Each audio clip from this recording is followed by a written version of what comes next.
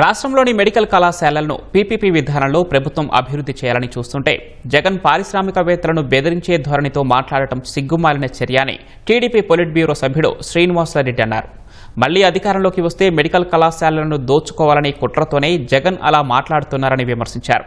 కడప నగర అభివృద్ధి భద్రతకు ధనికుల నుంచి సీసీ కెమెరాల కోసం విరాళాలు అడుగుతుంటే జగన్ సొంత మీడియా వైసీపీ నాయకులు బురద చల్లే ప్రయత్నం చేస్తున్నారని ఆయన మండిపడ్డారు.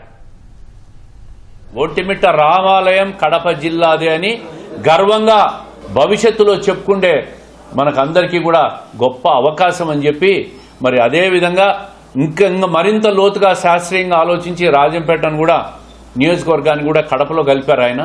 ఇది ఒక మంచి నిర్ణయం. సీసీ కెమెరాల కోసం కడపలో ధనిక వర్గాలను చందాలు అడుగుతాం, దీంట్లో రెండు అనుమానం లేదు.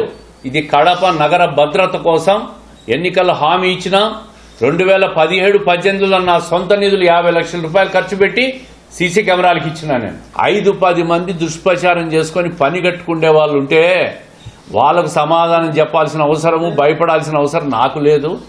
నేను మంచి పనులు చేసుకుంటా ముందుకు పోతా ఉంటాం. మేము అనుకునేది చేసుకుంటా ముందుకు పోతాం.